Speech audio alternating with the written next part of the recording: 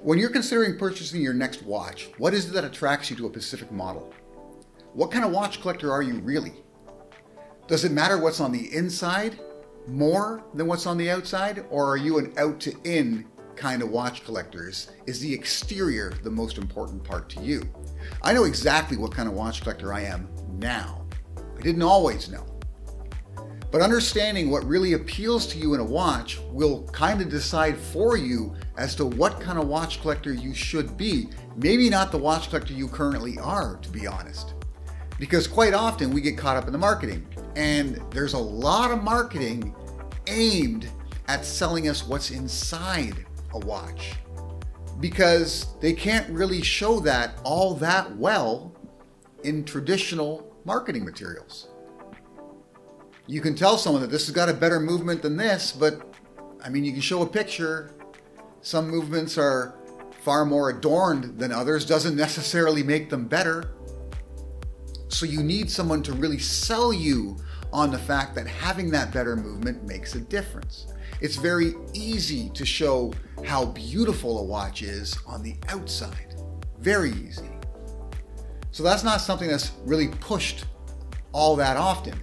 The top brands do it because they reach a level of finishing that your average brand just can't attain for the same price. I'm talking about like a Grand Seagull, right? A Patek Philippe, a Glasuta Original, right? Something like that where they put the extra work into the minute details of finishing.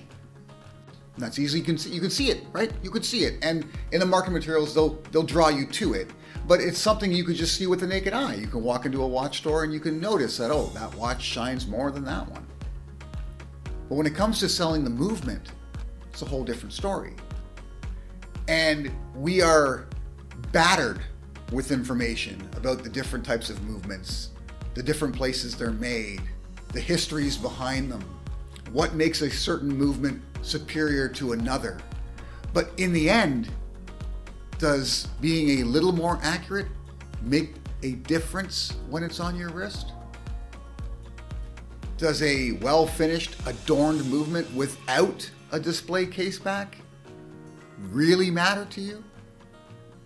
It's going to matter to some people, but it doesn't matter to me all that much. And it took me a while to figure that out. I've made some poor purchases in the past, strictly based on buying the superior movement, realizing that that's what I paid for. And the exterior of the watch suffered as a result. And I'm not talking at the highest price point, because at the highest price points, you get both.